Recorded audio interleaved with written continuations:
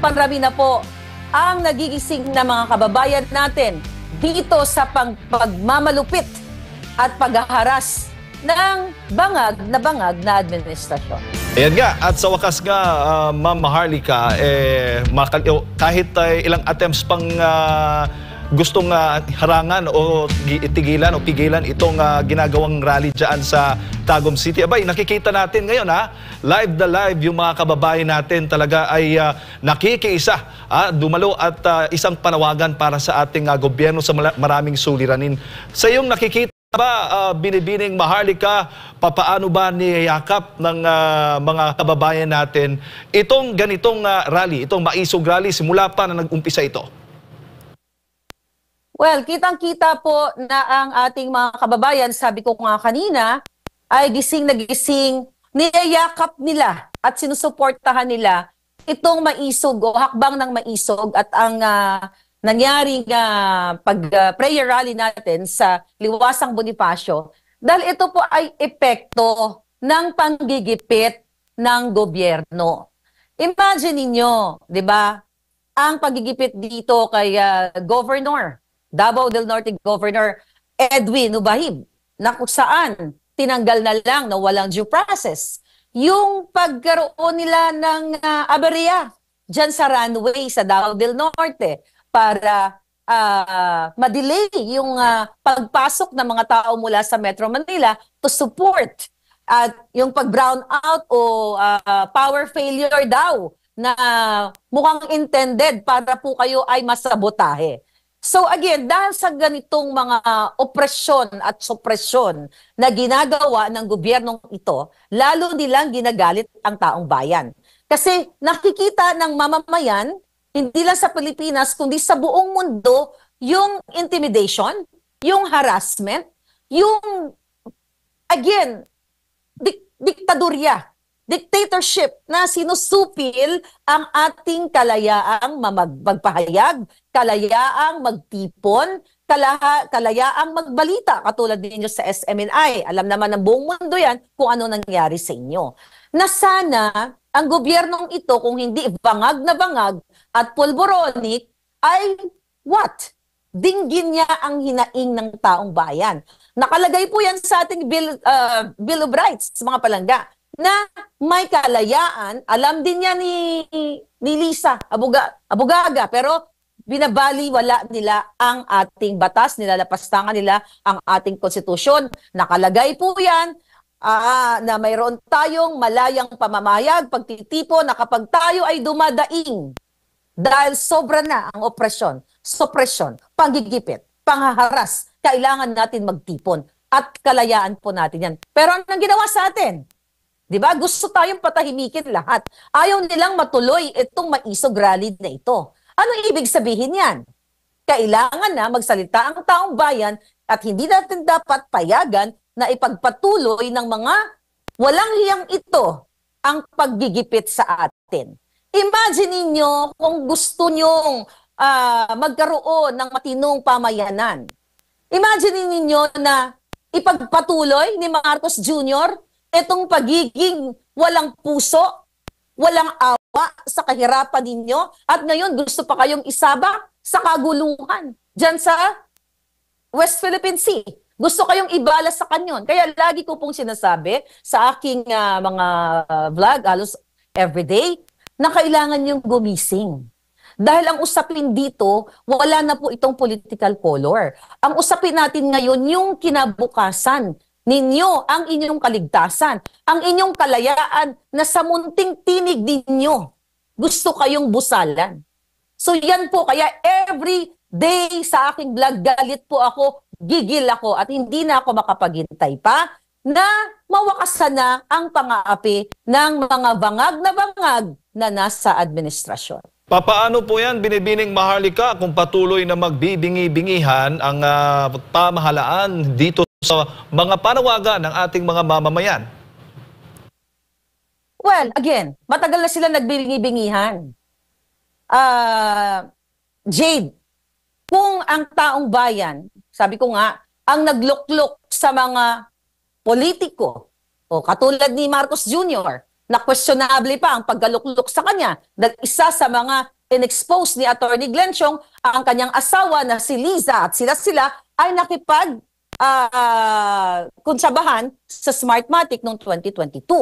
So ngayon, nakikita niyo na, mga kababayan, kung ano ang nangyayari. Nasa mga kamay ninyo. But kahit magbingi-bingihan ang gobyernong ito, kung tayo ay sama-sama, ang ating boses, makialam tayo. Dahil sabi ko nga, ito ay usapin ninyo, usapin ng ating mga susunod na henerasyon. Kung magbingi-bingihan sila, di magsama-sama tayo, magsalib puwersa tayo, mag-speak up day tayo, dahil mas powerful ang boses ng taong bayan, ang boses ng katotohanan. Kaya nga tayo mayroong sinusunod na konstitusyon na kapag tayo ay supil na at tayo ay binubusalan, meron tayong kalayaan na manawagan, katukin, bulabugin ang gobyerno na ano tong ginagawa ninyo. Ginaganito nyo kami, nagtataas sa bilihin, sasalang nyo kami sa gera at kung ano-ano pa. Pero sa halip na solusyonan ni Marcos Jr. at ng kanya mga bangag na gabinete, gusto pa tayong gurgurin lahat. So, the only power na meron tayo is yung ating boses. Unahin natin yung pinalabas mong mga dokumento tungkol nga sa paggamit nitong illegal na droga ng Pangulo. May narinig ka na bang may interes ang Pangulong magpa-drug test? Sa gitna nga nitong mga panawagan nga na siya magpa-drug test kasunod nga nitong mga inilabas po ninyong mga dokumento mula sa PIDEA. Wala ka naman narinig, di ba? Wala tayong narinig, nagbingi-bingihan na nga at iniiba yung issue. Kumbaga ayaw nilang pag-usapan yung pinakamahalagang issue tungkol sa kanyang pagpupulburon.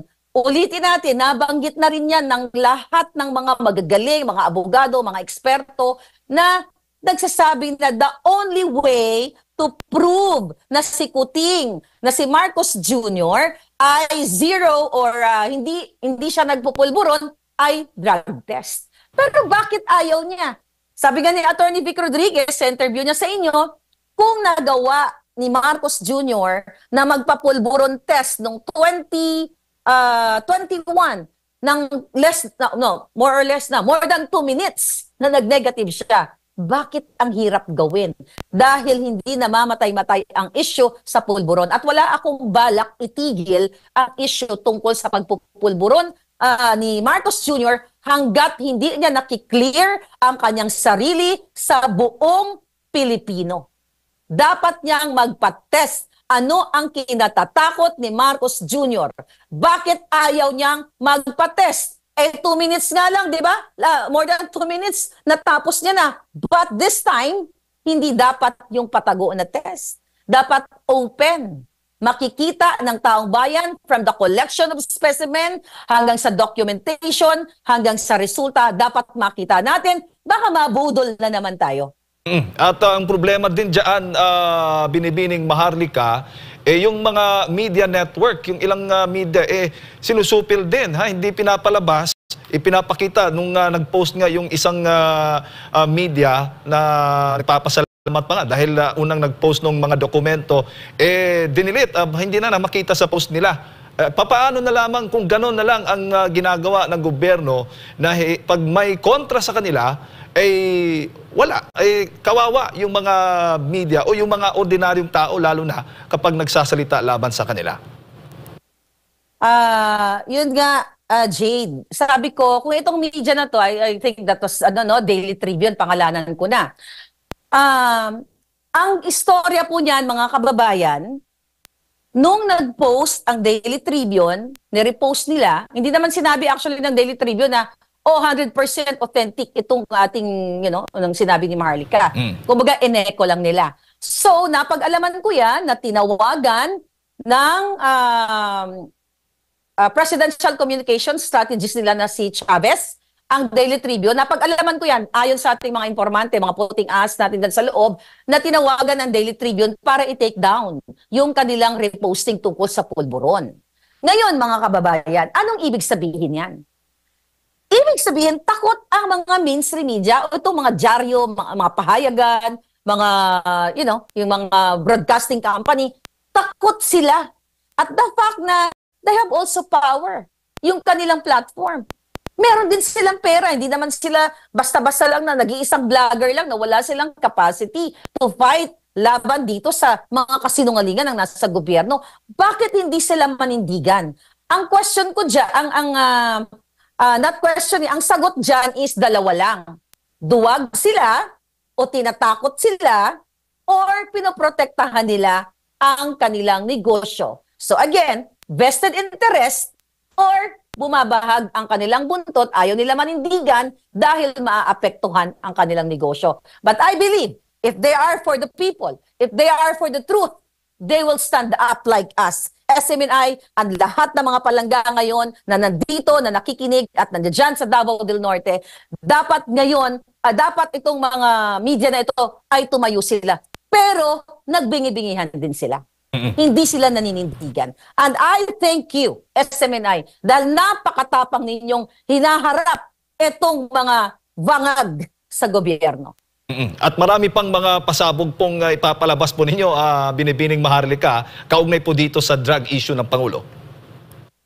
Nako, napakadami ba? Kaya talagang tutok lang kayo dito sa SMNI and also sa mga vlogs natin. Actually, hindi lang po ang drug, ang pulburon ang issue dito. Gusto ko uli i-take ang opportunity na ito na kailangan din imbestigahan kahit na hopeless tayo na ang Kongreso at Senado ang involvement ni Maria Luis Cacho Araneta Marcos sa kidnapping o extraction ng minor de edad sa Turkey na kung saan siya ang naging kasabwat ng certain person na ito.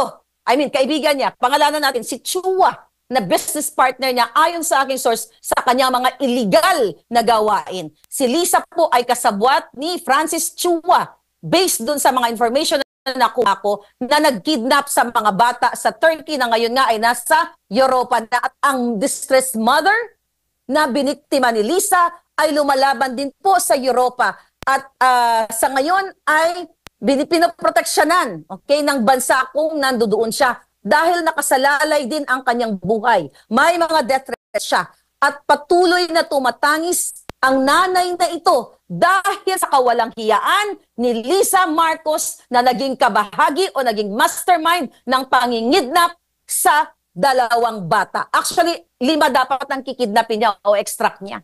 It just so happened na 2 lang ang nakuha, yung mother at yung 2 pang anak na iwan sa Turkey. Kaya mga kababayan, kaya nga hinahamon ko ang pinaka-powerful. Yun ang sabi niya, she is the most powerful in the Philippines. Now I challenge you, Lisa Marcos, file a case against me dito sa extraction na ito or kidnapping na ginawa mo na nakipagsabwatan ang DFA na si DFA Secretary din, Teddy Boy Locsin Jr., ang asawa niyang si Louie at mga taga-DOJ at ang mga tiwali sa AFP, marami yan sila. Mga kababayan, taas na upo ako na hindi ko susukuan at hindi rin po ako magpapasindak sa nagsasabing siya ay most powerful sa Pilipinas dahil hawak niya ang national budget, hawak niya ang mga tiwali sa AFP, PNP at sa lahat ahensya ng gobyerno, challenge ko siya na magkaso siya, hindi sa Pilipinas. Sa Amerika o sa ibang bansa, magkaso siya kung anong gusto niya sa inaakusa ko sa kanyang siya ay mastermind ng kidnapping o extraction na naganap sa Turkey.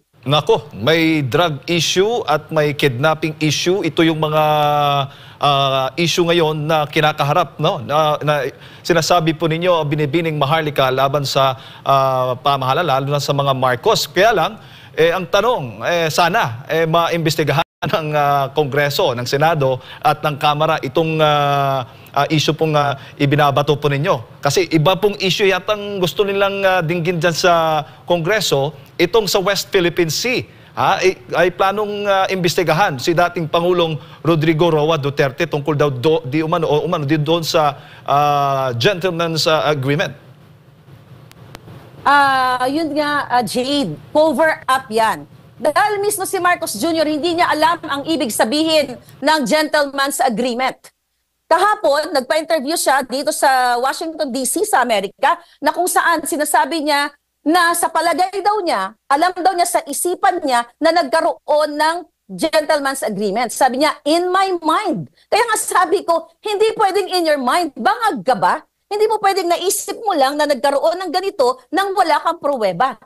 At the fact na naghanap kasi siya ng dokumento. Sabi niya, dapat daw may dokumento. Sabi ko, the word gentleman's agreement, kahit i-google nyo yan, i-google nyo yan mga palangga, ang ibig sabihin yan is mutual understanding between two parties, between China and the Philippines, which is yun ang pinag-uusapan natin. Pero gustong i-cover up ni Marcos Jr. ng kanyang mga bangag na mga gabinete ang issue sa pulburon, sa pagdudurog niya, ang issue sa kidnapping ng asawa niya. Gusto nilang ilihis kay Pangulong Duterte.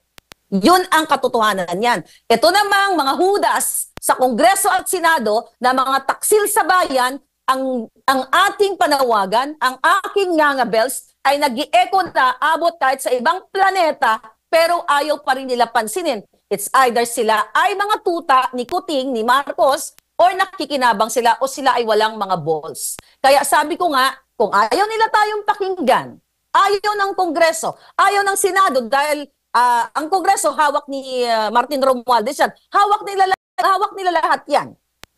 Kaya nga sabi ko, ito yung pinaka-power natin. Kung ayaw nila tayong pakinggan, lumabas tayo lahat sa daan at magsalita. Kapag sobrang dami na tayo, I don't think na magtatagal pa yung mga yan. Oo, bago ko lang ipasa kay partner Admar Binibining Maharlika, may latest na pahayag ang Pangulo doon sa press con nga sa Amerika na kung saan willing siyang makipag-usap personally kay dating Pangulong Rodrigo Roa Duterte hinggil nga po dito sa agreement sa pagitan ng China. Ano po masasabi po ninyo? Alam mo si Marcos Jr., wag na kayo magtiwala dyan dahil napakasinungaling. You know, pasinungaling na at wala sa tamang kaisipan. Dahil kung ayaw niya na mag-escalate ang hidwaan o uminit ang hidwaan ng China at Pilipinas, dapat pag-upo pa lang niya, sinunod niya yung pinangako niya sa tao na nagiging neutral lang siya. Na sinabi pa nga niya sa kampanya na nasa gitna lang siya, hindi siya kakampi sa China o sa amin dito sa Amerika dahil isang bahing lang ng dalawang bansang yan ay mawawala tayo sa mapa. Pero bakit siya nagbago? Ano ang reason? Doon dapat siya magpaliwanag sa taong bayan. Ano yung secret na pinag-usapan nila ng aking bansa dito? Bakit bigla siyang nagbago? Ano yung sekreto? Hindi yung sit down siya kay Pangulong Duterte para mag-usap. Kung gusto ni Marcos Jr. na ayusin ang Pilipinas at hindi kayo isa lang sa kaguluhan, yung pinangako niyang continuity na mga magagandang ginawa ni Pangulong Duterte, dapat sa unang araw pa lang nakipag-ayos na siya kung ang intensyon niya ay taong bayan, kung ang intensyon niya para sa kapakanan ninyo sa Pilipinas. Kaya yan ay etos lang or chika-chika boom-boom lang ng Marcos Jr. na yan para i-cover up again ang mga malalaking issue like drugs, kidnapping, and corruption. Lalo na dyan sa lottery, sa loto. Tignan nyo, 2 days ago may nanalo na naman na loan better, 222 million. Mga kababayan, hindi pa ba kayo gising sa pangloloko ng gobyerno ni Marcos Jr.? Binibining Maharlika, magandang gabi si Admarto. Matagal nang isinagawa itong hakbang ng Maisog Rally, ngayon Defend the Flag na rin. At patuloy na isinusulong itong transparency, accountability, peace and security. At maliban dito sa peace rally, prayer rally na ito, meron ding isinagawa pang doon sa liwasan. Tingin mo ano yung naging impact nito sa taong bayan? Yung nakita mo ba na napupukaw na, nagigising na sa katotohanan ang taong bayan? Yes. Sabi ko nga, nasa exciting part na tayo. Admar, kung walang impact, ang ginawa ng unang pagtitipon natin sa Davao, sa Cebu, sa Liwasang Bonifacio, and now balik ulit tayo sa Davao, bakit kailangan antalain ng gobyerno ang runway dyan sa Davao para i-delay? Ano to, nagkataon lang during the rally lang ngayon sa Maisog? Bakit nila i-delay? Bakit ngayon sila gagawa ng mga aspa-aspalto nila? Bakit kailangan sorpresahin si Governor Edwin Hubahib para i-suspend for 60 days na walang due process. Bakit patayan kayo ng, what do you call it? Bakit magkaroon ng power failure dyan? Ano ito, nagkataon, nagkatagpo lang kung wala kayong impact? Ibig sabihin, your voice, our voice, is so powerful right now. And we are just waiting for the right time na lalong magising ang taong bayan, lalo ng ating mga kapulisan at ating mga kasundaluhan. Dahil sila mismo, dyan sa Davao del Norte, kahapon at ngayon, na eksperyensya nila kung paano sila utusan ni Anton Lagdameo na isa pang bangag, di ba? Based doon sa revelation ni Kong Bibot Alvarez and also ni Governor Hubayib na nakipag-communicate ang mga emisaryo ni Lagdameo para pigilan itong rally ng maisog, itong hakbang ng maisog. So ibig sabihin, nararatel sila, umiikot ang kanilang mga tumbong dahil dumadami ng dumadami ang nagigising na taong bayan. Ngayon, mga palangga, sabi ko, hindi na lang ito usapin ng SMNI, usapin ng Duterte, ito po ay usapin ng lahat ng Pilipino kahit anuman ang iyong political affiliation, anuman ang iyong religious belief, ito po ay usapin ng mamamayang Pilipino na tama na, wakasan na natin ang bangag na administrasyon bago kayo pulutin lahat sa kumunoy ng pulburon.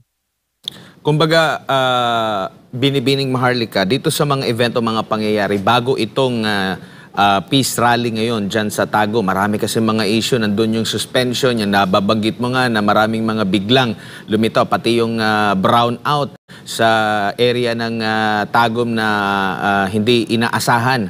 No? Ito'y patunay ba na insecure kahit na sila ang nasa pamunuan ngayon? Sobrang insecure. Kung natatandaan ninyo, January 28, nagkaroon po ng kick-off rally si Marcos Jr. sa Quirino Grandstand.